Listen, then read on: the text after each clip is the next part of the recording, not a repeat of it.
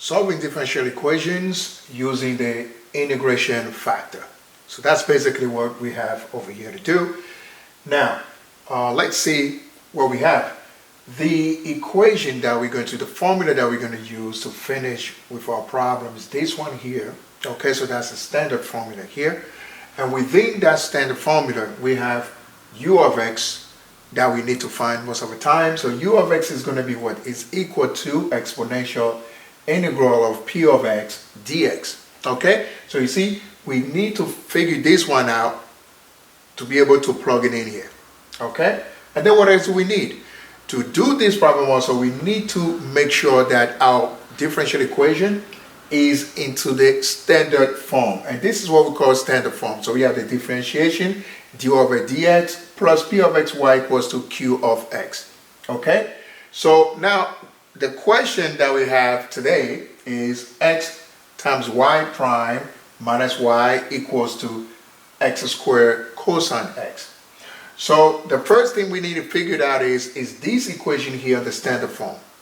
Okay, that's what we need to figure out. So we need to have what? A differentiation plus pi of x, which is a function, times y, and then we have the q of x on the other side. So that's what we need to figure out. Now, do we have it all here yet? Not yet. Quite, a bit different because we still have the x over here. So people will make that mistake and then, counting the x with the y of x right away like that. No, because we need a differentiation here by itself, so that will make our lives a lot easier. So what are we going to do? We need to then get rid of the x. So we need to cancel the x. And to cancel the x here, what's the best way to do it? Divide the whole equation by x. Period. Okay? So when we divide the whole equation by x, so that means we divide this by x, and then this one by x. So we end up with what? We end up with y prime minus 1 over x y equals to x squared divided by x is what? Is x cosine x. So now this looks pretty much like this one now, the standard form, because you have the differentiation which is here, dy over dx, because y prime is just the same thing as dy over dx, minus 1 over x, which is going to be then our p of x, and then that y equals to then x cosine x, which is the qx. All right? So what's the next thing that we need to define? The next thing that we need to define is the u of x. Okay? Because we need it in order to plug it back into the equation that we have here. All right? So let's do it right on the side here. So u of x is going to give us what? It's going to be exponential then. All right? So the integral of p of x, which is negative 1, over x dx. Okay? So we're following the formula here. So that is equal to exponential integral of negative 1 over x dx. And then this is going to give us what? So that means we have to find the integral of negative 1 over x. What is the integral of negative 1 over x? Okay? So the negative sign, we can take it outside, so that we can just talk about the integral of 1 over x. We all know that is equal to ln of x. So that is equal to ln of x, so we end up with exponential negative ln of x, right?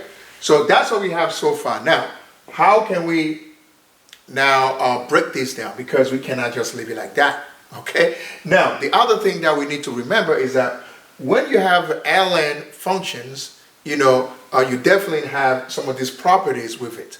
So the property of ln states that if you have negative ln of x, you can rewrite it as ln x power negative 1. So you can definitely do that. So that will give us what? So this one will give us, so if we come here, this is exponential ln x negative 1. We can do that. Okay? We can afford to do that. So now the next thing to do is what? Exponential and ln, since they are inversely proportional. So what we're going to do is we can then cross it out. So we end up with x power negative 1, which is just the same thing as 1 over x. Okay? So we can keep it as x power negative 1 if it doesn't bother us. So we can use it. But, we can also write it down as 1 over x. Okay? So that's what we're going to use now. So let's go back here because this is our target. We need to find y. So that is 1 over then we have either x power negative 1 to use, or we have 1 over x times, we follow the formula, ladies and gentlemen, integral of, so this one is u of x. So what is u of x? Is 1 over x. So we can substitute it right there. And what is q of x? Q of x is x times cosine x. So times x cosine x, and then plus c, right? So that's that's dx plus c. Okay? So we don't forget about the dx, all right? Very important. As we, we go faster sometimes, then we forget, then we make this mistake. So you have to be careful, take your time. So this one is going to give us what? So 1 divided by 1 over x is just the same thing as x. Because as you divided 1 by 1 over x, that gives you x. So that is x times. So what's happening here? We can cancel x and x.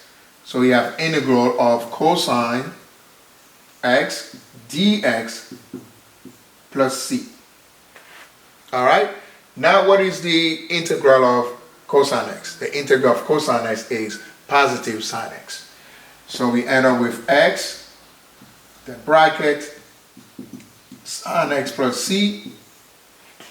And now we can multiply, in order to remove the bracket, and then, work this one out. So we end up with then, this is equal to x times sine x plus cx. Okay? So y then is equal to, what we have there, y equals to x sine x plus cx. All right? And then, voila, you are done.